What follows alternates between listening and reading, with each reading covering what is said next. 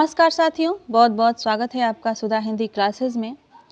आज की इस क्लास में हम 125 प्रश्नों की एक प्रश्नोत्तरी यानी एक प्रैक्टिस सेट हल करने जा रहे हैं, जिसमें 125 प्रश्न हैं और यह हूबहू टीजीटी और पीजीटी परीक्षा पर आधारित है। चलिए शुरू करते हैं और देखते हैं आज का पहला प्रश्न। पहला प्रश्न पूछा जा रहा है कि महत्वाकांक्षा का मोती निष्ठुरता की सीपी में पलता है, यह कथन किस नाटक से संबंधित है?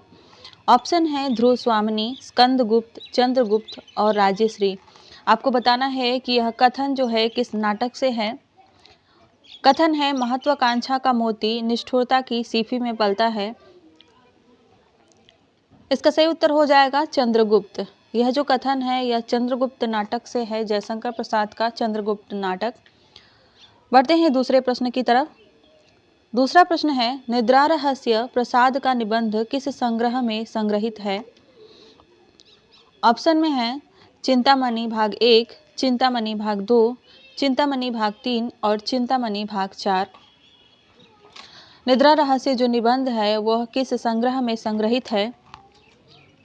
इसका सही उत्तर हो जाएगा चिंतामणि भाग 4। चिंतामणि भाग 4 में निद्रा रहस्य नामक निबंध जो है वह संग्रहित है। तीसरा प्रश्न है कि दक्षिणी राजस्थानी का एक अन्य नाम क्या है? ऑप्शन में है मारवाड़ी, मालवी, मेवाती और जयपुरी। आपको बताना है कि दक्षिणी राजस्थानी का एक अन्य नाम क्या है। क्या उसे मारवाड़ी कहते हैं, मालवी कहते हैं, मेवाती कहते हैं या जयपुरी कहते हैं? इसका सही उत्तर हो जाएगा मालवी। दक्षिणी राजस्थानी का एक अन्य नाम जो है मालवी भी मिलता है, मालवी भी है। 4 नंबर का प्रश्न है कि लौकिक संस्कृत का समय माना जाता है। कौन सा समय जो है लौकिक संस्कृत का माना जाता है? 1500 ईसा पूर्व से 1000 ईसा पूर्व, 1000 से 500 ईसा पूर्व, 500 ईसा पूर्व से ईस्वी प्रारंभ तक या ईस्वी प्रारंभ से 500 ईस्वी तक। इसमें से कौन सा समय जो है वो लौकिक संस्कृति का समय माना गया है, लौकिक संस्कृत का समय माना गया है? इसका सही उत्तर हो जाएगा 1000 से 500 ईसा पूर्व तक जो है यह समय लौकिक संस्कृति का माना गया है, लौकिक संस्कृत का माना गया है। अगला प्रश्न देखते हैं 5 नंबर का। उचित वक्ता पत्रिका के संपादक थे। ऑप्शन में है माधवानंद, कालूराम, सुंदरलाल या दुर्गा प्रसाद। उचित वक्ता जो है पत्रिका थी उसके संपादक कौन थे? माधवानंद, कालूराम, सुंदरलाल या दुर्गा प्रसाद मिश्र। इसका सही उत्तर हो जाएगा दुर्गा प्रसाद मिश्र। दुर्गा प्रसाद मिश्र जो हैं उचित वक्ता पत्रिका के संपादक थे।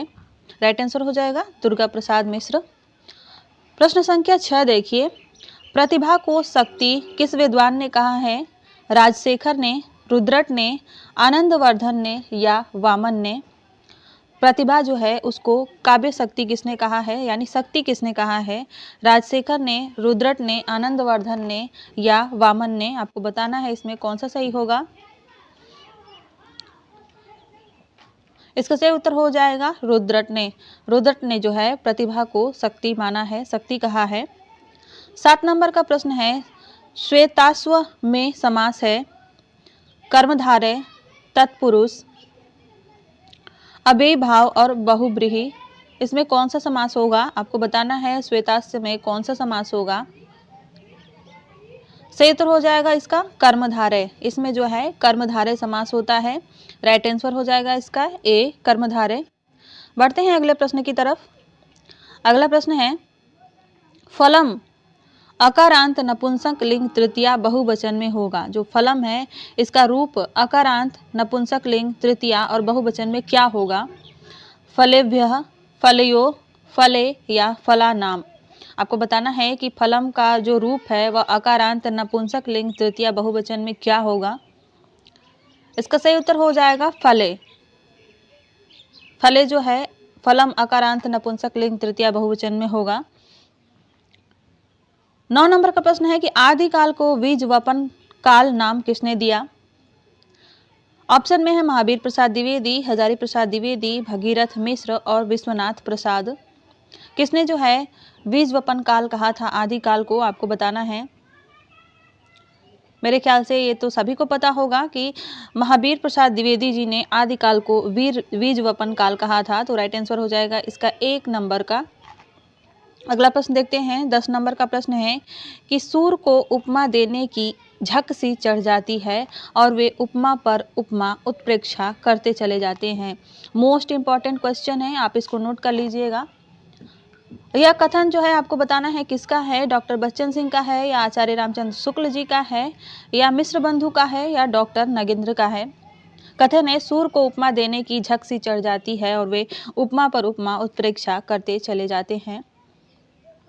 इसका सही उत्तर हो जाएगा आचार्य रामचंद्र शुक्ल। यह कथन जो है आचार्य रामचंद्र शुक्ल जी का है, मोस्ट इंपॉर्टेंट है, पूछा जा सकता है।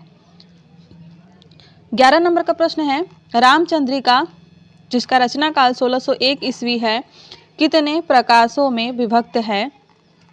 ऑप्शन में है 39, 33, 31, 35 यानी 35। रामचंद्रिका जिसका रचना काल 1601 ईस्वी है यह कितने प्रकाशों में विभक्त है। 39 प्रकाशों में, 33 प्रकाशों में, 31 प्रकाशों में या 35 प्रकाशों में, आपको बताना है। इसका सही उत्तर हो जाएगा 39 प्रकाशों में। रामचंद्रिका जो है केशवदास की रामचंद्रिका, उसमें 39 प्रकाश हैं। अगला प्रश्न देखते हैं। अगला प्रश्न है, योजक चिन्ह है, इसमें से हमें योजक चिन्ह छांटना है। क्या यह नंबर 1 वाला है, 2 वाला है, 3 वाला है या 4 वाला है। इसमें से कौन सा जो है योजक चिन्ह है, योजक चिन्ह कहलाता है। इसका सही उत्तर हो जाएगा ऑप्शन ए। 1 नंबर वाला जो है डैश जो होता है इसको योजक चिन्ह भी कहते हैं। 13 नंबर का प्रश्न है कि बिंदु से लेकर समुद्र पर्यंत जल, अनंत आकाश, अनंत पृथ्वी, अनंत पर्वत सभी पर कविता हो सकती है। यह कथन किसका है, किस विद्वान का है। हजारी प्रसाद द्विवेदी, आचार्य शुक्ल, महावीर प्रसाद द्विवेदी या डॉक्टर गुलाब राय। यह कथन किसका है कि बिंदु से लेकर समुद्र पर्यंत जल, अनंत आकाश, अनंत पृथ्वी, अनंत पर्वत सभी पर कविता हो सकती है। यह कथन किसका है। इसका सही उत्तर हो जाएगा महावीर प्रसाद द्विवेदी। यह कथन जो है महावीर प्रसाद द्विवेदी जी का है। ऑप्शन सी इसका राइट हो जाएगा। अगला बढ़ते हैं और 14 नंबर का प्रश्न देखते हैं। 14 नंबर का प्रश्न पूछा जा रहा है कि मॉडर्न हिंदी लिटरेचर किसकी रचना है। ऑप्शन में है वियोगी हरि, ब्रजरत्न दास, नीलाभ और डॉक्टर इंद्रनाथ मदान। यह किसकी रचना है मॉडर्न हिंदी लिटरेचर। ऑप्शन में है वियोगी हरि, ब्रजरत्न दास, नीलाम और डॉक्टर इंद्रनाथ मदान। इसका सही उत्तर हो जाएगा डॉक्टर इंद्रनाथ मदान। यह जो रचना है वो डॉक्टर इंद्रनाथ मदान की है। अगला प्रश्न देखते हैं। 15 नंबर का प्रश्न है कि नयन जो देखा कमल भा, निर्मल नीर शरीर, हसत जो देखा हंस भा, दसन ज्योति नगनीर। यह पंक्तियां किस रचनाकार की हैं। ऑप्शन में है मंझन, मलिक मोहम्मद जायसी, मुल्ला दाऊद और नूर मोहम्मद। नयन जो देखा कमल भा, निर्मल नीर शरीर, हंसत जो देखा हंस भा, दसन ज्योति नगहीर। इसका सही उत्तर हो जाएगा जायसी। यह जो पंक्तियां हैं यह प्रसिद्ध पंक्तियां मलिक मोहम्मद जायसी जी की हैं। बढ़ते हैं अगले प्रश्न की तरफ। अगला प्रश्न देखते हैं क्या पूछा जा रहा है। अगला प्रश्न देखते हैं 16 नंबर का प्रश्न है कि चौथे सप्तक जो कि 1979 में प्रकाशित हुआ था उसमें संकलित कवि नहीं है। कीर्ति चौधरी, सुमन राजे, श्री राम और स्वदेश भारती।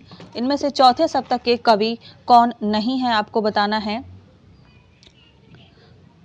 ऑप्शन में है कीर्ति चौधरी, सुमन राजे, श्री राम और स्वदेश भारती। इसमें से कौन चौथे सप्तक के कवि नहीं है। इसका राइट आंसर हो जाएगा कीर्ति चौधरी। कीर्ति चौधरी जो है चौथे सप्तक में संकलित नहीं है। 17 नंबर का प्रश्न देखते हैं। कविता उत्कृष्ट शब्दों का उत्कृष्ट क्रम है, यह कथन किसका है। मुक्तिबोध का, रामस्वरूप चतुर्वेदी का, रामविलास शर्मा का या डॉक्टर नगेंद्र का। आपको बताना है कि यह कथन किसका है। कविता उत्कृष्ट शब्दों का उत्कृष्ट क्रम है। ऑप्शन में है गजानन माधव मुक्तिबोध, रामस्वरूप चतुर्वेदी, रामविलास शर्मा और डॉक्टर नगेंद्र। इसका सही उत्तर हो जाएगा रामस्वरूप चतुर्वेदी। यह जो कथन है वह रामस्वरूप चतुर्वेदी जी का है। राइट आंसर हो जाएगा इसका बी। अगला प्रश्न देखते हैं। 19 नंबर का प्रश्न है कि सेनापति का सबसे प्रिय अलंकार था। ऑप्शन में है अनुप्रास, यमक, उपमा और श्लेष। सेनापति का सबसे प्रिय अलंकार कौन सा था? आपको बताना है। अनुप्रास था, यमक था, उपमा था या श्लेष था। इसका सही उत्तर हो जाएगा श्लेष। सेनापति जो थे उनका सबसे प्रिय अलंकार श्लेष अलंकार था। 20 नंबर का प्रश्न देखते हैं। विनय पत्रिका की भाषा है, क्या वह अवधी भाषा में इन्होंने लिखा है तुलसीदास ने, या भोजपुरी में लिखा है, या ब्रज भाषा में लिखा है, या इन सभी में लिखा है? आपको बताना है कि विनय पत्रिका की भाषा कौन सी है, अवधी, भोजपुरी, ब्रज भाषा या सभी। इसका सही उत्तर हो जाएगा ब्रज भाषा। विनय पत्रिका की जो भाषा है वो ब्रज भाषा कहलाती है। 21 नंबर का प्रश्न देख लेते हैं, क्या पूछा जा रहा है। पूछा जा रहा है कि लगता नहीं है दिल मेरा 1997 आत्मकथा जो है इसकी लेखिका कौन है? कुसुम अंसल, प्रतिभा अग्रवाल, कृष्णा अग्निहोत्री या प्रभा खेतान। लगता नहीं है दिल मेरा 1997 यह एक आत्मकथा है और उसकी लेखिका कौन है आपको बताना है। क्या वह कुसुम अंसल हैं, प्रतिभा अग्रवाल हैं, कृष्णा अग्निहोत्री हैं या प्रभा खेतान हैं? इसका राइट आंसर हो जाएगा कृष्णा अग्निहोत्री। यह जो आत्मकथा है यह कृष्णा अग्निहोत्री की है। राइट आंसर हो जाएगा इसका सी। 22 नंबर का प्रश्न है कि फाइल और प्रोफाइल पत्र साहित्य के संकलन करता है। पत्र साहित्य से जितने भी प्रश्न होते हैं बहुत ही इंपॉर्टेंट होते हैं, इसको आप लोग ध्यान दीजिएगा।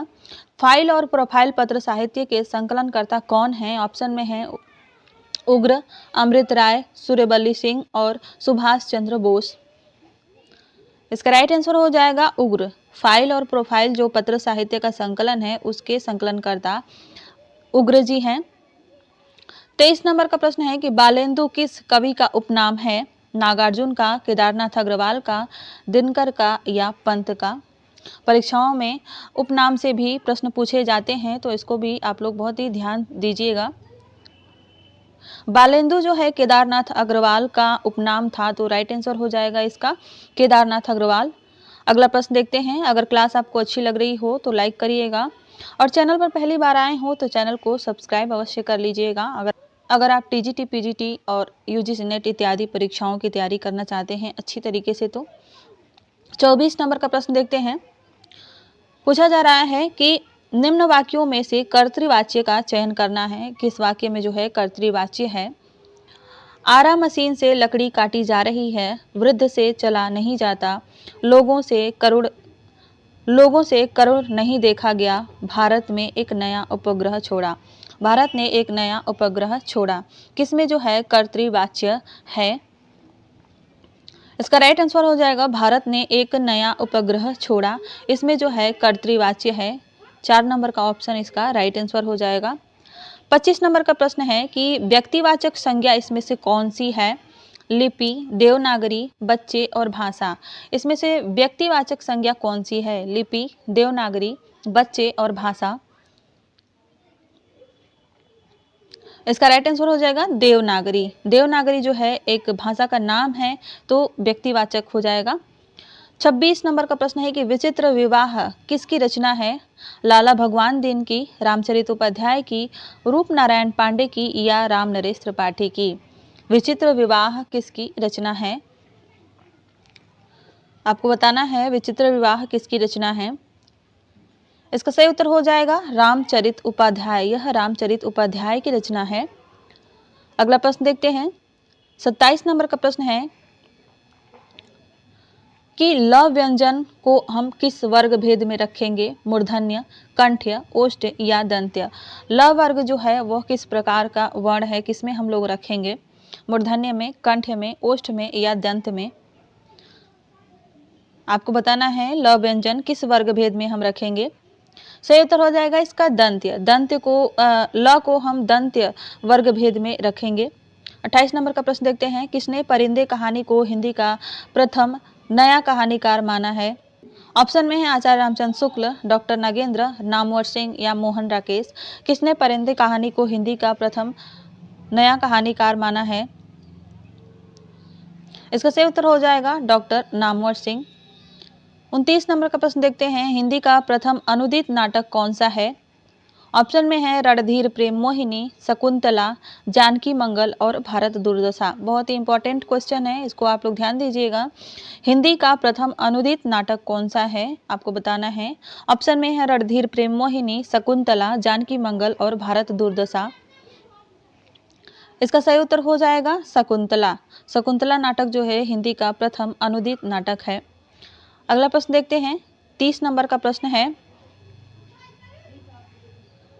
30 नंबर का प्रश्न पूछा जा रहा है कि वांग्मय विमर्श 1942 किसका आलोचनात्मक ग्रंथ है, किसका आलोचना ग्रंथ है? गुलाब राय का, विश्वनाथ प्रसाद मिश्र का, विश्वनाथ तिवारी का या आचार्य शुक्ल जी का? वांग्मय विमर्श यह जो निबंध है संघ आलोचना ग्रंथ है, यह किसका है? सही उत्तर हो जाएगा इसका विश्वनाथ प्रसाद मिश्र। यह विश्वनाथ प्रसाद मिश्र का ग्रंथ है। 31 नंबर का प्रश्न देखते हैं। 31 नंबर का प्रश्न है, आचार्य मम्मट द्वारा दिए गए काव्य प्रयोजनों में कौन सा प्रयोजन शामिल नहीं है? ऑप्शन में है शीघ्र आनंद, यश, अर्थ, मोक्ष। आचार्य मम्मट द्वारा दिए गए काव्य प्रयोजनों में इसमें से कौन सा शामिल नहीं है? ऑप्शन में है आपके शीघ्र आनंद, यश, अर्थ और मोक्ष। इसका राइट आंसर हो जाएगा मोक्ष। मोक्ष को जो है आचार्य मम्मट द्वारा दिए गए प्रयोजन में यह शामिल नहीं है। हालांकि आचार्य मम्मट ने काव्य प्रयोजनों में शीघ्र आनंद, यश और अर्थ को स्थान दिया है, लेकिन यह मोक्ष जो है काव्य प्रयोजन में उन्होंने शामिल नहीं किया हुआ है। 32 नंबर का प्रश्न देखते हैं। 32 नंबर का प्रश्न पूछा जा रहा है कि सभी लोग शांतिपूर्वक बैठे हैं, अर्थ की दृष्टि से यह वाक्य किस प्रकार का है? क्या यह विधानवाचक है, इच्छा बोधक है, नकारात्मक है या विस्मयादि बोधक है? सभी लोग शांतिपूर्वक बैठे हैं, यह किस प्रकार का वाक्य है? आपको बताना है। क्या यह विधानवाचक है, इच्छा बोधक है, नकारात्मक है या विस्मयादि बोधक है? इसका राइट आंसर हो जाएगा विधानवाचक। यह जो वाक्य है यह विधानवाचक वाक्य है। देखते हैं अगला प्रश्न यानी 33 नंबर का प्रश्न देखते हैं। 33 नंबर का प्रश्न पूछा जा रहा है कि महादेवी की गाय का नाम गौरा था, रेखांकित पद में कारक कौन सा है? ये जो गाय का रेखांकित जो पद है उसमें कारक कौन सा लगा हुआ है? ऑप्शन में है संबंध कारक, अधिकरण कारक, कर्म कारक या कर्ता कारक। आपको बताना है कि इसमें कौन सा कारक होगा। इसका सही उत्तर हो जाएगा संबंध कारक। इसमें संबंध कारक है। महादेवी की गाय का नाम गौरा था, इसमें संबंध कारक है। बढ़ते हैं 34 नंबर के प्रश्न की तरफ। प्रश्न है साहब को जुखाम है, उपेंद्रनाथ अश्क की कैसी एकांकी है? यह सामाजिक एकांकी है, प्रतीकात्मक है, ऐतिहासिक है या मनोवैज्ञानिक है? यह एकांकी जो है उपेंद्रनाथ अश्क की है और यह किस प्रकार की है? इसका राइट आंसर हो जाएगा प्रतीकात्मक। यह जो है एक प्रतीकात्मक एकांकी है। राइट आंसर हो जाएगा इसका बी नंबर। 35 नंबर का प्रश्न देखते हैं। पूछा जा रहा है कि निम्न में से कौन सा संस्मरण महावीर प्रसाद द्विवेदी जी का नहीं है? अनुमोदन का अंत, सभा की सभ्यता, संस्मरण और विज्ञानाचार्य वसु का विज्ञान मंदिर। इसमें से कौन जो है महावीर प्रसाद द्विवेदी जी का संस्मरण नहीं है?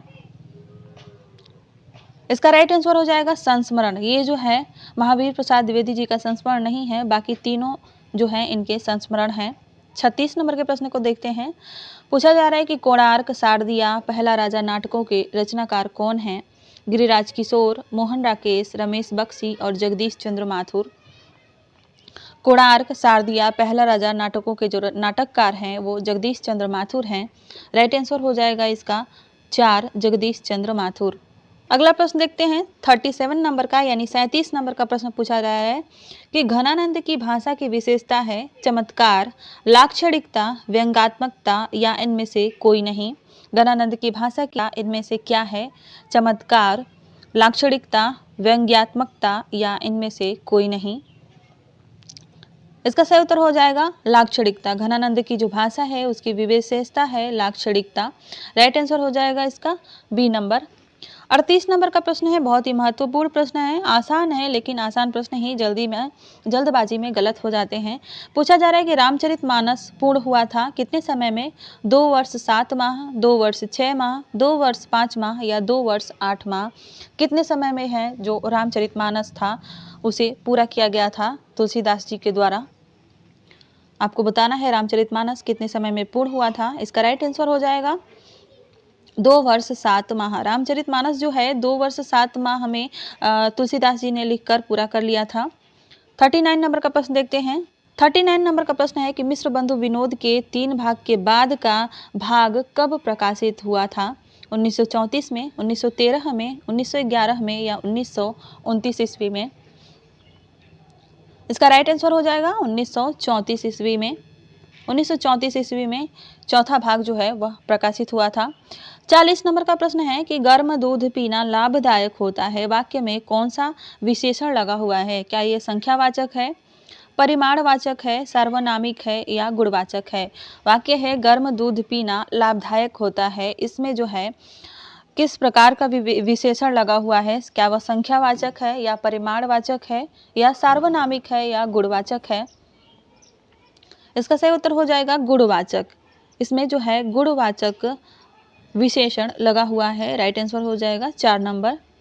41 नंबर का प्रश्न है कि किस क्रम अ उपसर्ग का प्रयोग नहीं हुआ? किस क्रम में यानी किस शब्द में जो है अ उपसर्ग का प्रयोग नहीं हुआ है? अनन्य, अज्ञान, अनैतिक या अनिद्र? किसमें जो है अ उपसर्ग का प्रयोग नहीं हुआ है? राइट आंसर हो जाएगा इसका अनन्य। अनन्य में जो है अ उपसर्ग का प्रयोग नहीं हुआ है। आगे बढ़ते हैं और 42 नंबर का प्रश्न देखते हैं। पूछा जा रहा है कि बज्जीय घोर निशान रान चौहान चौहदिशी पंक्ति संबंधित है किससे? बिसल देव रासों से, पृथ्वीराज रासों से, परमाल रासों से या इनमें से कोई नहीं? यह पंक्तियां किस रचना से है? बज्जीय घोर निशान रान चौहान चौहदिशी, आपको बताना है यह पंक्तियां किस रचना से है? बिसल देव रासों से है, पृथ्वीराज रासों से है, परमाल रासों से है या इनमें से कोई नहीं? इसका राइट आंसर हो जाएगा पृथ्वीराज रासो। यह पंक्तियां जो हैं पृथ्वीराज रासो रचना से ली गई हैं।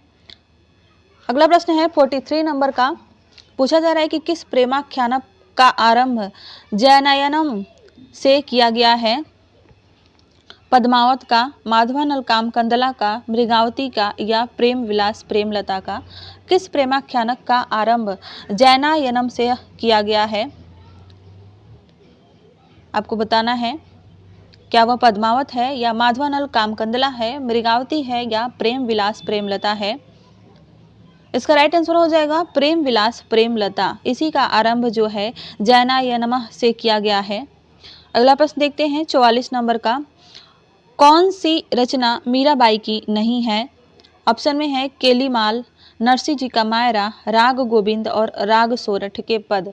इसमें से कौन सी रचना जो है वह मीराबाई की नहीं है? आपको बताना है कि इसमें से कौन सी रचना मीराबाई की नहीं है। ऑप्शन में है केलीमाल, नरसिंह जी का मायरा, राग गोविंद और राग सोरठ के पद। सही उत्तर हो जाएगा केलीमाल। केलीमाल जो है मीराबाई की रचना नहीं है। प्रश्नों की व्याख्या यहाँ पर मैं नहीं कर रही हूँ क्योंकि 125 प्रश्न हमें करने हैं तो बहुत ज़्यादा समय हो जाएगा। 45 नंबर का प्रश्न देखिए। आचार्य शुक्ल ने रीतिकाल को किन 2 भागों में बांटा है? रीति सिद्ध व रीतिबद्ध, रीति मुक्त व रीति सिद्ध, रीतिबद्ध व रीति मुक्त या रीति ग्रंथकार एवं अन्य? आचार्य रामचंद्र शुक्ल ने रीतिकाल को किन 2 भागों में बांटा था? आपको बताना है। इसका सही उत्तर हो जाएगा रीति ग्रंथकार व अन्य। इन 2 भागों में जो है आचार्य रामचंद्र शुक्ल ने रीतिकाल को बांटा हुआ है।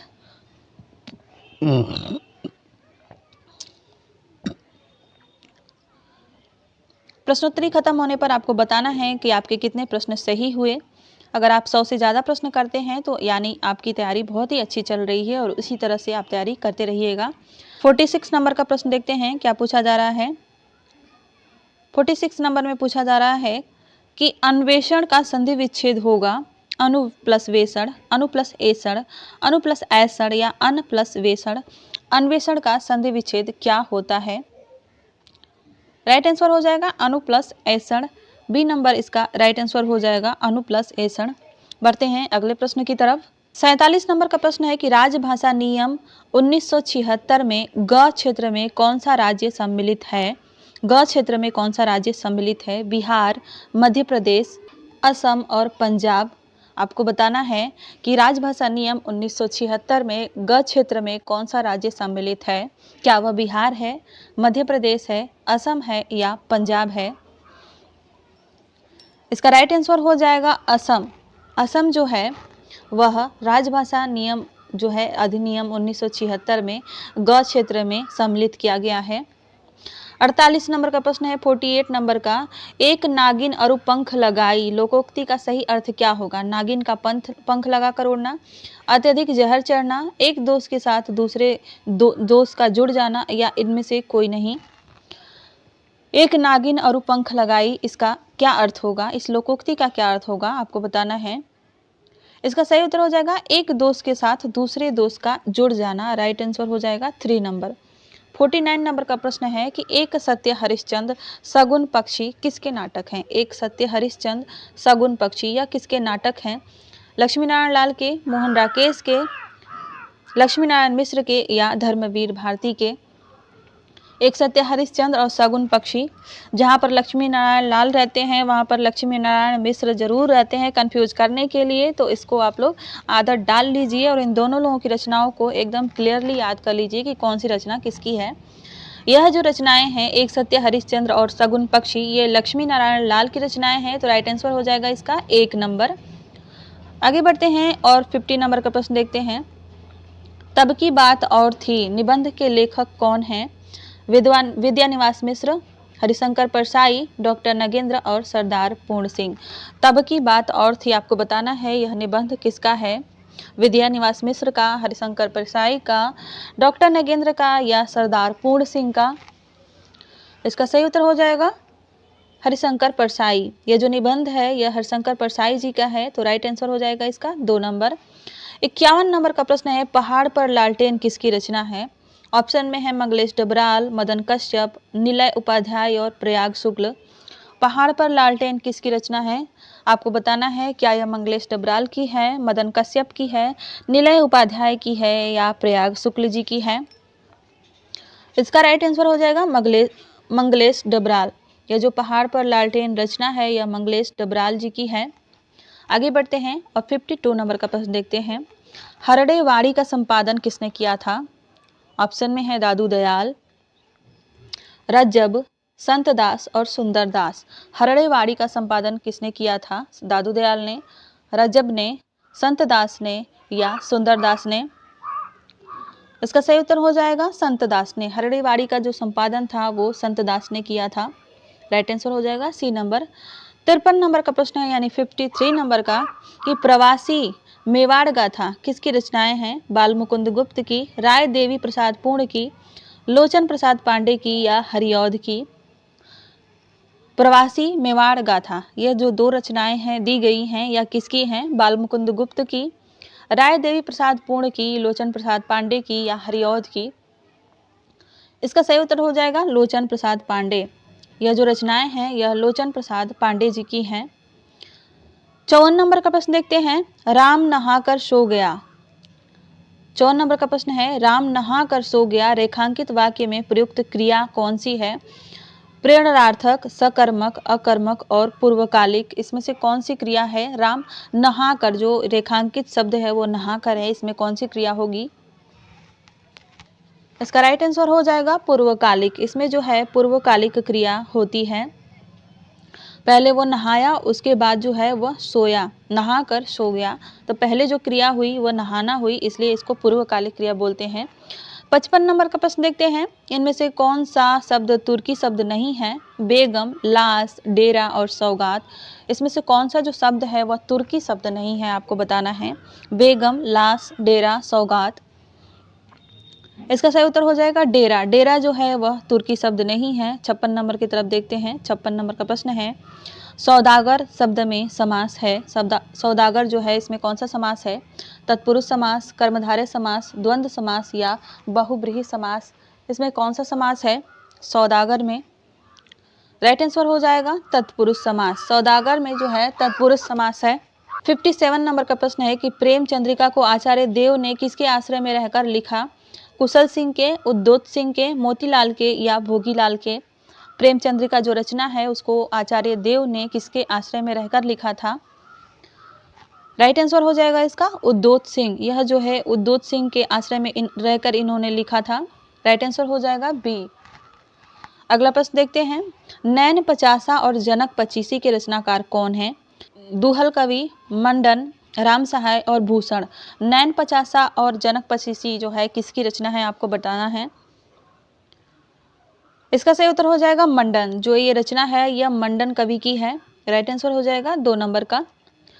59 नंबर का प्रश्न है कि प्रयोगवाद शब्द का सर्वप्रथम प्रयोग किसने किया था? मुक्ति बोध ने, अज्ञेय ने, मुकुटधर पांडे ने या नंद दुलारे वाजपेयी ने? प्रयोगवाद जो शब्द था उसका सबसे पहले जो प्रयोग था वो किसने किया था? मुक्ति बोध ने, अज्ञेय ने, मुकुटधर पांडे ने या नंद दुलारे वाजपेयी जी ने? इसका सही उत्तर हो जाएगा नंद दुलारे वाजपेयी। प्रयोगवाद जो शब्द है उसका सबसे पहले प्रयोग जो है नंद दुलारे वाजपेयी जी ने किया था। 60 नंबर का प्रश्न है, वाक्यम रसात्मकम काव्यम, काव्य की परिभाषा किसकी है? पंडित जगन्नाथ की, आचार्य वामन की, आचार्य दंडी की या आचार्य विश्वनाथ की? वाक्यम रसात्मकम काव्यम जो है यह किसकी परिभाषा है? काव्य की यह परिभाषा किसकी है? इसका राइट आंसर हो जाएगा आचार्य विश्वनाथ। यह जो परिभाषा है यह आचार्य विश्वनाथ द्वारा दी गई है काव्य की परिभाषा। 62 नंबर का प्रश्न है कि सदल मिश्र की भाषा की विशेषता है पूर्वीपन, सहज एवं प्रवाहमयी भाषा, उर्दू की प्रमुखता या किस्सा गोई? सदल मिश्र की भाषा की विशेषता क्या है इसमें आपको बताना है। क्या वह पूर्वीपन है या सहज एवं प्रवाहमयी भाषा है या उर्दू की प्रमुखता है या किस्सा गोई शैली है? इसका सही उत्तर हो जाएगा पूर्वीपन। सदल मिश्र की भाषा में पूर्वीपन मिलता है तो यही उनकी भाषा की विशेषता हो जाएगी। 63 नंबर का प्रश्न है कि यह प्रेम कुपंथ कराल महा तलवार की धार पर धावनो है। इसमें जो है कौन सा अलंकार है? अनुक्ति अलंकार है, निदर्शना अलंकार है, काव्यलिंग अलंकार है या उदाहरण अलंकार है? आपको बताना है कि यह पंक्तियां किस अलंकार की हैं। यह प्रेम को पंथ कराल महा तलवार की धार पर धावनो है। इसका सही उत्तर हो जाएगा निदर्शना अलंकार। इन पंक्तियों में जो है निदर्शना अलंकार है। अगला प्रश्न है 64 नंबर का कि भट्ट नायक का दर्शन कौन सा है? मीमांसा दर्शन, न्याय दर्शन, सांख्य दर्शन या शैव दर्शन? भट्ट नायक जो हैं उनका दर्शन कौन सा कहलाता है? मीमांसा दर्शन, न्याय दर्शन, सांख्य दर्शन या शैव दर्शन? इसका राइट आंसर हो जाएगा सांख्य दर्शन। जो भट्ट नायक हैं उनके दर्शन का नाम है सांख्य दर्शन। आगे बढ़ते हैं और 65 नंबर का प्रश्न देखते हैं। 65 नंबर का प्रश्न पूछा जा रहा है कि गोवर्धन पर्वत पर श्रीनाथ का मंदिर बना था, कब बना था? 1519 ईस्वी में, 1517 ईस्वी में, 1520 ईस्वी में या 1510 ईस्वी में? जो गोवर्धन पर्वत है उस पर श्रीनाथ जी का मंदिर कब बनाया गया था आपको बताना है। 1519 ईस्वी में, 1517 में, 1520 में या 1510 में? इसका राइट आंसर हो जाएगा 1519 में। 1519 में गोवर्धन पर्वत पर श्रीनाथ मंदिर का निर्माण करवाया गया था। 66 यानी 66 नंबर का प्रश्न है कि सूर सारावली में 1107 छंद हैं। इसकी रचना संसार को क्या मानकर की गई है? दीपावली, होली, फाग और रक्षाबंधन? इसमें से सूर सारावली की जो रचना है क्या मानकर की गई है? राइट आंसर हो जाएगा इसका होली। इसको होली मानकर इसकी रचना की गई है। संसार को होली मानकर इसकी रचना की गई है। 67 नंबर का प्रश्न है कि चिंतामणि सिद्धांततः किस प्रकार के आचार्य थे? क्या वह अलंकारवादी थे, रसवादी थे, औचित्यवादी थे या रस ध्वनिवादी थे? आपको बताना है कि चिंतामणि सिद्धांततः किस प्रकार के आचार्य थे। क्या वह अलंकारवादी थे, रसवादी थे, औचित्यवादी थे या रस ध्वनिवादी थे? इसका राइट आंसर हो जाएगा रसवादी। ये जो चिंतामणि है ये रसवादी आचार्य थे। 68 नंबर का प्रश्न है कि कृत प्रत्यय किसके साथ जुड़ते हैं? क्या वह संज्ञा के साथ जुड़ते हैं, सर्वनाम के साथ जुड़ते हैं, विशेषण के साथ जुड़ते हैं या क्रिया के साथ जुड़ते हैं? कृत प्रत्यय जो है वह किन के साथ जुड़ते हैं? दो प्रकार के प्रत्यय होते हैं, कृत प्रत्यय और तद्धित प्रत्यय। कृत प्रत्यय जो है क्रिया के साथ जुड़ते हैं, तो राइट आंसर हो जाएगा इसका 4 नंबर का क्रिया। आगे बढ़ते हैं और 69 नंबर के प्रश्न को देखते हैं। पूछा जा रहा है कि प्रेमचंद के किस उपन्यास में अछूतों द्वारा एवं दलित किसानों के उत्थान की कथा का वर्णन है। ऑप्शन में है गोदान, मंगलसूत्र, कर्मभूमि और गबन। प्रेमचंद के किस उपन्यास में अछूतों द्वारा एवं दलित किसानों के उत्थान की गाथा का वर्णन किया गया है। इसका राइट आंसर हो जाएगा कर्मभूमि। कर्मभूमि में जो है अछूतों का उद्धार और दलित किसानों के उत्थान की कथा है, तो राइट आंसर हो जाएगा इसका 3 नंबर। 70 नंबर का प्रश्न देखते हैं। प्रसाद की अंतिम कहानी कौन सी मानी जाती है। साल्वती, ममता, मधुआ और पुरस्कार।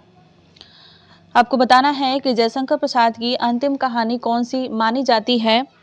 क्या वह साल्वती है, ममता है, मधुआ है या पुरस्कार है। इसका राइट आंसर हो जाएगा साल्वती। जयशंकर प्रसाद की अंतिम कहानी साल्वती को माना जाता है। 71 नंबर का प्रश्न देखते हैं। कलकत्ता से पेकिंग यात्रा साहित्य के रचनाकार कौन है। सत्यनारायण, भगवत शरण उपाध्याय, दामोदर शास्त्री और शिव प्रसाद गुप्त। कलकत्ता से पेकिंग यात्रा साहित्य के रचनाकार कौन है। सत्यनारायण, भगवत शरण उपाध्याय, दामोदर शास्त्री और शिव प्रसाद गुप्त। इसका राइट आंसर हो जाएगा भगवत शरण उपाध्याय। यह जो यात्रा साहित्य है यह भगवत शरण उपाध्याय जी का है। बढ़ते हैं अगले प्रश्न की तरफ। 72 नंबर का प्रश्न देखते हैं। पूछा जा रहा है कि प्रत्येक चरण में 24 मात्राएं होती हैं तथा 11 और 13 मात्राओं पर यति होती है। वह सममात्रिक छंद कौन सा है। क्या वह उल्लाला है, रोला है, छंद है या सोठा है। आपको बताना है कि प्रत्येक चरण में 24 मात्राएं होती हैं तथा 11 और 13 मात्राओं पर यति होती है। वह सममात्रिक छंद कौन सा है।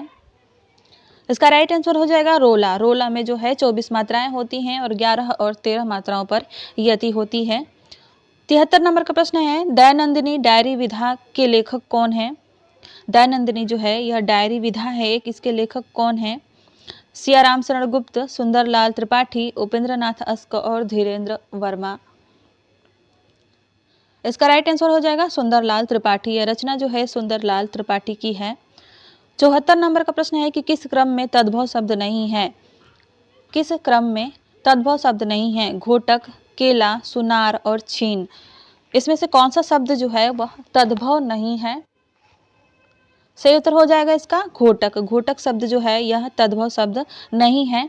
आगे बढ़ते हैं और अगला प्रश्न देखते हैं।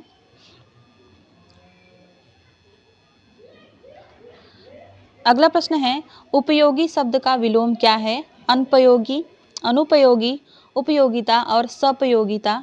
उपयोगी शब्द का विलोम क्या होगा। आपको बताना है उपयोगी शब्द का विलोम क्या होगा। इसका राइट आंसर हो जाएगा अनुपयोगी। उपयोगी का विलोम अनुपयोगी होगा।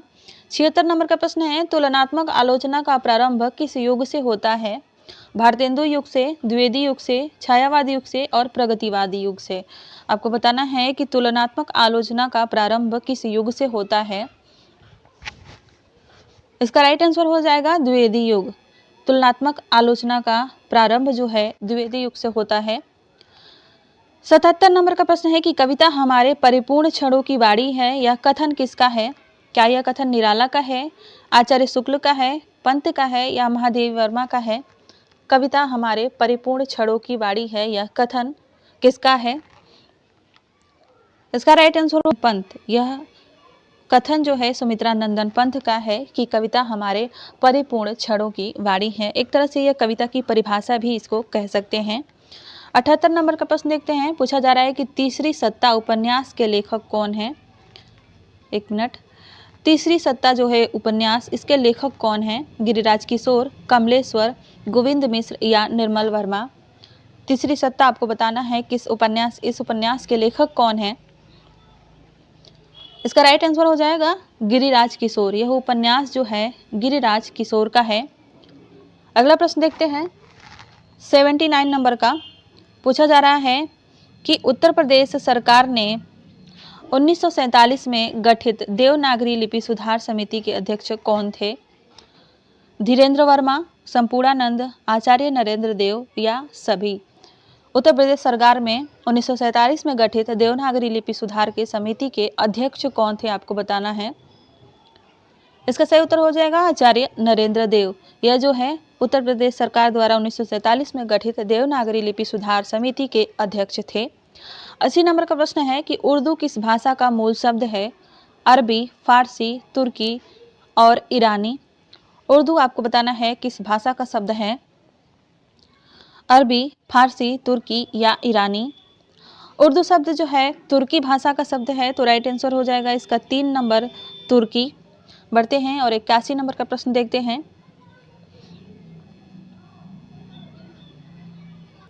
81 नंबर का प्रश्न पूछा जा रहा है कि नागरी पिछाड़ी पत्रिका की आवृत्ति थी मासिक, पाक्षिक, त्रैमासिक और साप्ताहिक।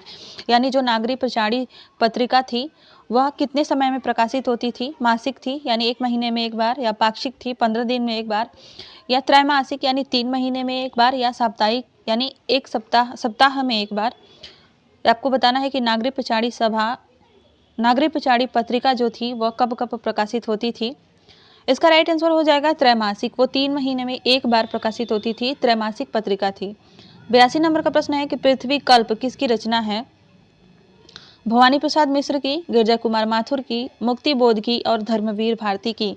पृथ्वी कल्प जो है वह किसकी रचना है? इसका राइट आंसर हो जाएगा गिरजा कुमार माथुर। यह जो है गिरजा कुमार माथुर की रचना है। 83 नंबर का प्रश्न है कि निम्न में से धर्मवीर भारती की रचना कौन सी नहीं है? ऑप्शन में है ठेले पर हिमालय, 7 गीत वर्ष, आत्मजयी और अंधा युग।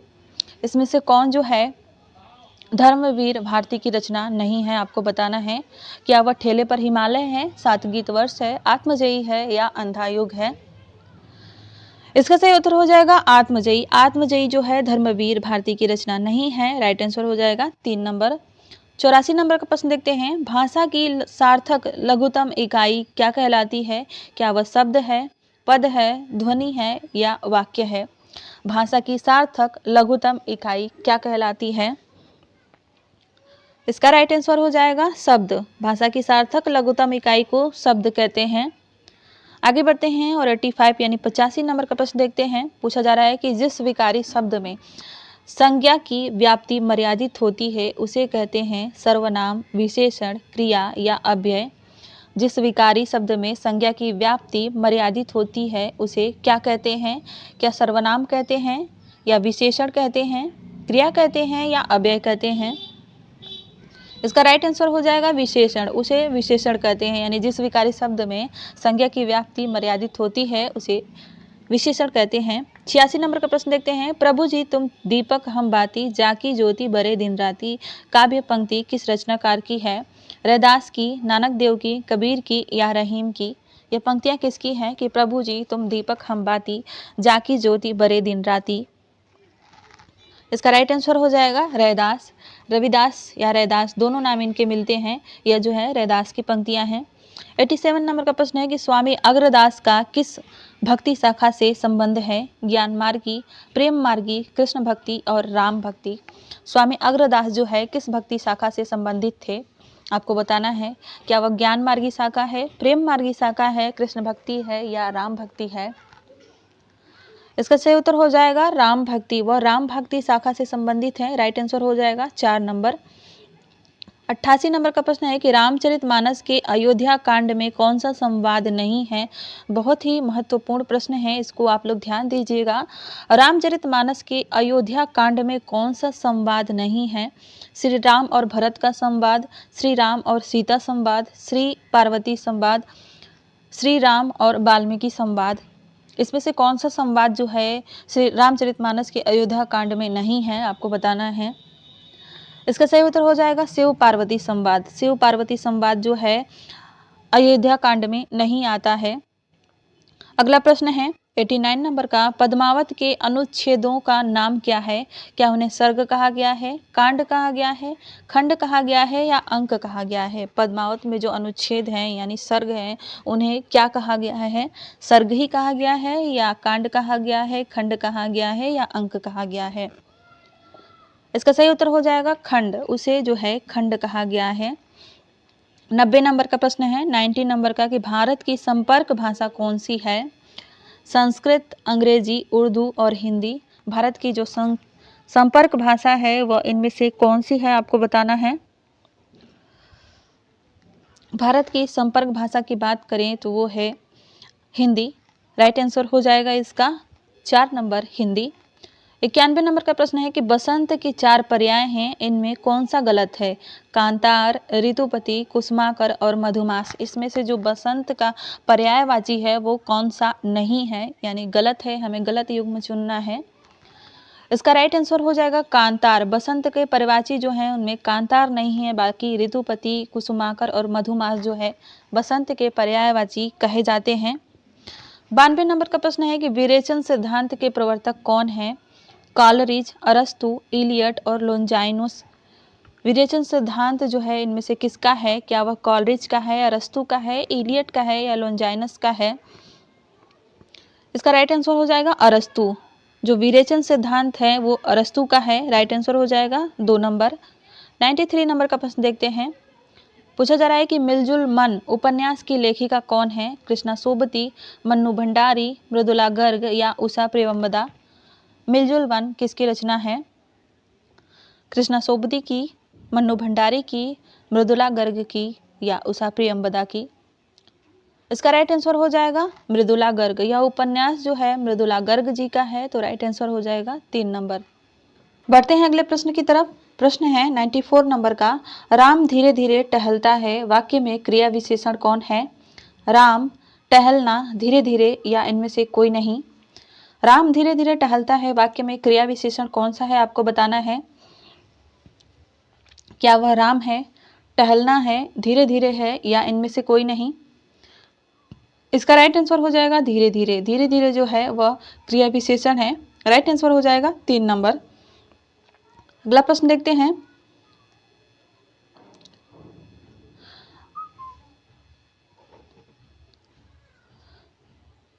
अगला प्रश्न देखते हैं। 95 नंबर का प्रश्न है।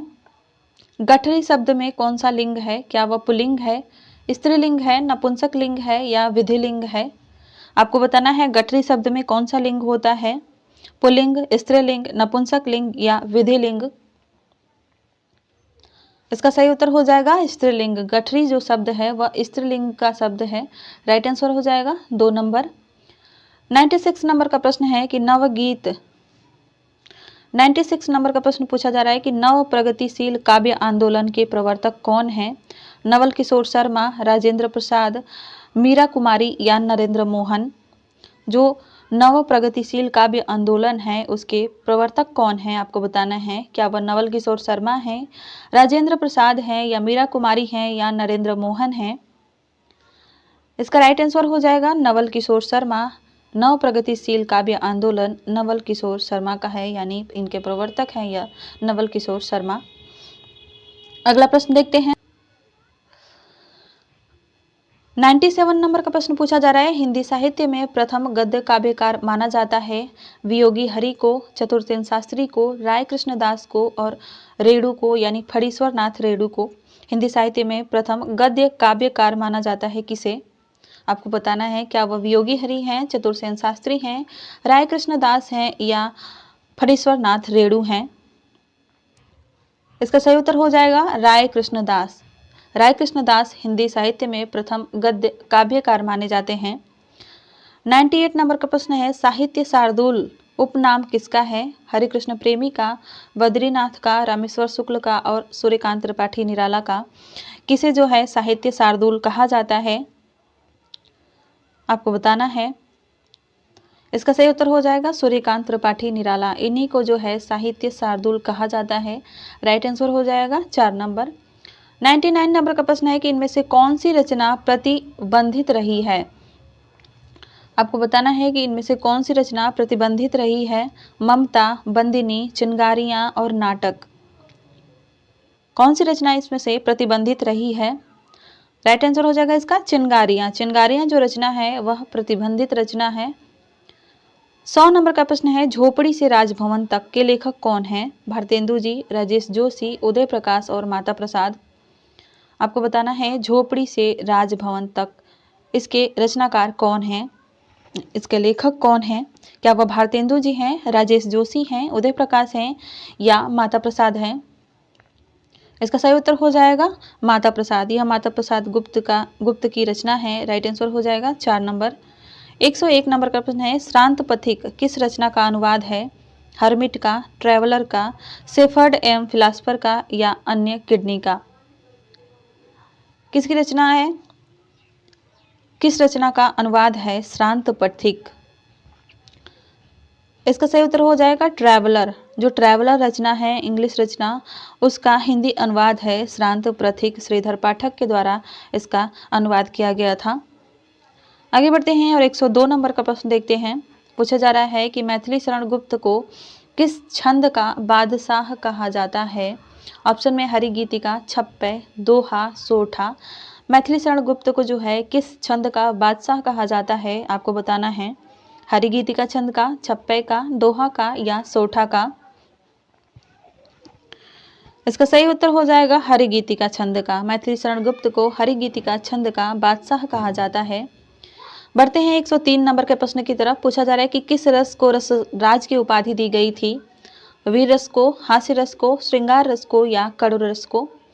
किस रस को जो है रसराज की उपाधि दी गई थी?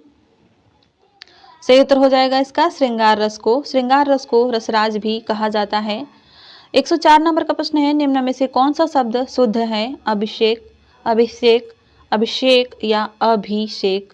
इसमें से कौन सा शुद्ध है, आपको बताना है। 1 वाला, 2 वाला, 3 वाला या 4 वाला? कौन सा शुद्ध है? राइट आंसर हो जाएगा इसका ऑप्शन 1। यह जो अभिषेक है यह शुद्ध है। 105 नंबर का प्रश्न है, आदिकाल में महापुराण के रचनाकार कौन है? स्वयंभू, पुष्पदंत, धनपाल और रोड़ा कवि। कवि रोड़ा किसने जो है आदिकाल में महापुराण नामक रचना की थी? राइट आंसर हो जाएगा इसका पुष्पदंत। पुष्पदंत की यह रचना है महापुराण। बढ़ते हैं 106 नंबर के प्रश्न पर। पूछा जा रहा है कि रूप परिवर्तन के आधार पर शब्दों के कितने भेद होते हैं? 3, 4, 5 या 2? आपको बताना है कि रूप परिवर्तन के आधार पर शब्दों के कितने भेद होते हैं? 3, 4, 5 या 2? राइट आंसर हो जाएगा इसका 2। 107 नंबर का प्रश्न देखते हैं। पूछा जा रहा है कि विद्यालय में कौन सी संधि है? गुण स्वर संधि, वृद्धि स्वर संधि, अयादि स्वर संधि या दीर्घ स्वर संधि? विद्यालय में कौन सी स्वर संधि होगी?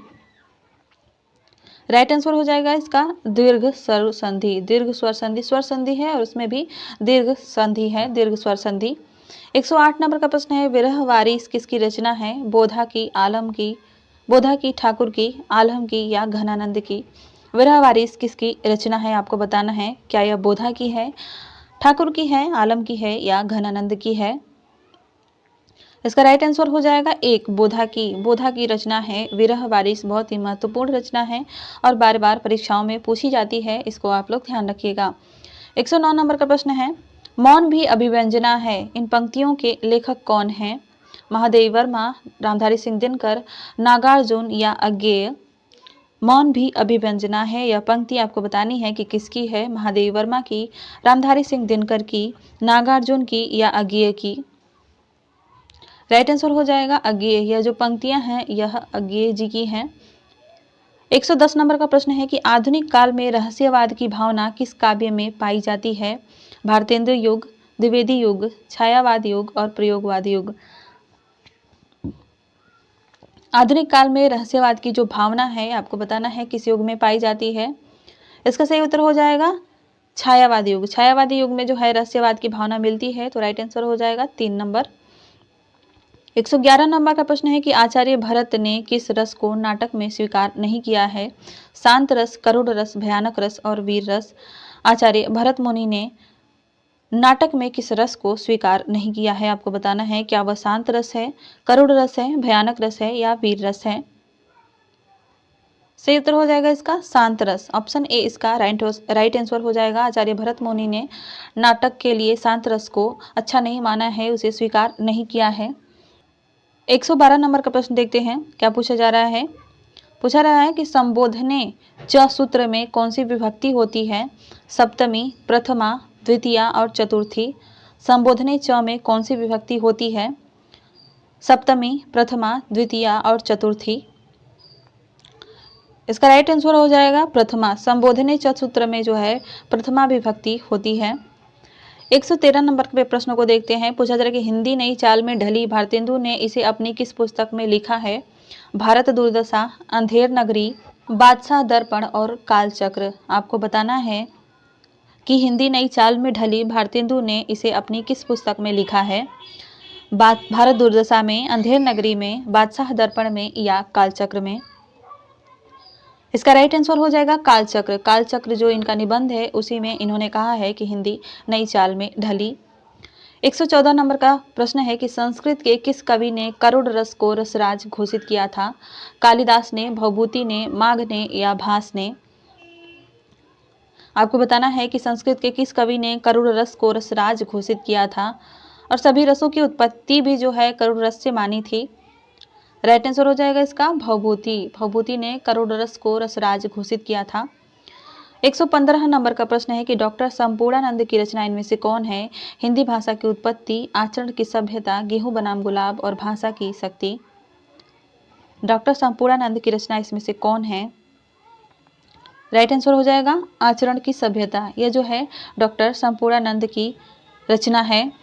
116 नंबर का प्रश्न देखते हैं। हीरामन और हीराबाई किस कहानी के पात्र हैं? पुरस्कार, तीसरी कसम, रसप्रिया और कोसी के घटवार। कोसी का घटवार। जो हीरामन और हीराबाई हैं यह किस कहानी के पात्र हैं आपको बताना है। राइट आंसर हो जाएगा तीसरी कसम। तीसरी कसम उर्फ मारे गए गुलफाम फणीश्वर नाथ रेणु की कहानी है। इस पे एक फिल्म भी बन चुकी है और इसी में हीरामन और हीराबाई जो पात्र हैं इसमें दिखाए गए हैं। 117 नंबर का प्रश्न है। कारवां किसका एकांकी संग्रह है? भुवनेश्वर का, उपेंद्रनाथ अस्क का, मोहन राकेश का या लक्ष्मी नारायण लाल का। कारवां जो है वह किसका एकांकी संग्रह है आपको बताना है। क्या वह भुवनेश्वर का है, उपेंद्रनाथ अस्क का है, मोहन राकेश का है या लक्ष्मी नारायण लाल का है। इसका राइट आंसर हो जाएगा 1 नंबर भुवनेश्वर। यह जो एकांकी संग्रह है यह भुवनेश्वर का है। बढ़ते हैं 118 नंबर के प्रश्न की तरफ। पूछा जा रहा है कि प्रकाशन वर्ष की दृष्टि से महादेवी की रचनाओं का सही क्रम क्या है? क्या वह रश्मि है, दीपशिखा, निहार या सांध्य गीत? दीपशिखा, सांध्य गीत, रश्मि या निहार? निहार, रश्मि, दीपशिखा या सांध्य गीत या निहार, रश्मि, सांध्य गीत या दीपशिखा। आपको बताना है। थोड़ा सा टाइम आप ले सकते हैं और बताइए कि आपको इसमें से कौन सा ऑप्शन सही लग रहा है। महादेवी वर्मा की रचनाओं का सही क्रम की बात करें तो सबसे पहले निहार आएगा, फिर रश्मि, फिर सांध्य गीत और फिर दीपशिखा। राइट आंसर हो जाएगा 4 नंबर। 119 नंबर के प्रश्न को देखते हैं। पूछा जा रहा है कि लहर किस विधा की रचना है? ये विधा है। लहर जो है वह किस विधा की रचना है? कौन सी विधा है लहर की? हिंदी साहित्य की। काव्य है, नाटक है, एकांकी है या उपन्यास है? आपको बताना है लहर किस विधा की रचना है। काव्य, नाटक, एकांकी या उपन्यास। इसका राइट आंसर हो जाएगा काव्य। लहर जो है वो काव्य विधा की रचना है। 120 नंबर का प्रश्न है कि फूल नहीं रंग बोलते हैं, इसके रचनाकार कौन है? केदारनाथ अग्रवाल, नागार्जुन, त्रिलोचन या अंचल। फूल नहीं रंग बोलते हैं यह किसकी रचना है? केदारनाथ अग्रवाल की, नागार्जुन की, त्रिलोचन की या रामेश्वर शुक्ल अंचल की। इसका सही उत्तर हो जाएगा केदारनाथ अग्रवाल की। फूल नहीं रंग बोलते हैं केदारनाथ अग्रवाल की रचना है। राइट आंसर हो जाएगा इसका 1 नंबर। 121 नंबर का प्रश्न है कि निम्न में से हमें महाप्राण छांटना है। ऑप्शन में है ख, ध, क, च, य, र और त, द। इसमें से कौन से जो व्यंजन है वो महाप्राण है? हमें पता है कि हर वर्ग का दूसरा और चौथा वर्ण महाप्राण होता है। इसका राइट आंसर हो जाएगा ख और ध।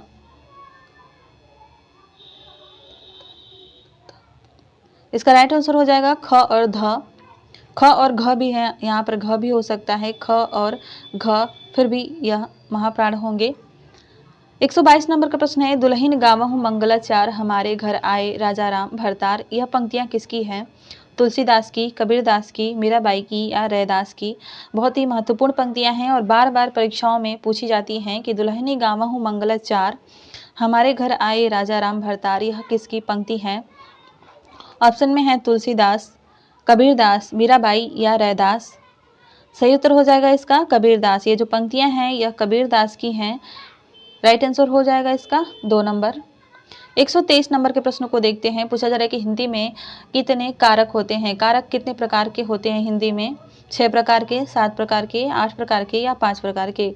आपको बताना है कि हिंदी में कितने प्रकार के कारक होते हैं, 6, 7, 8 या 5।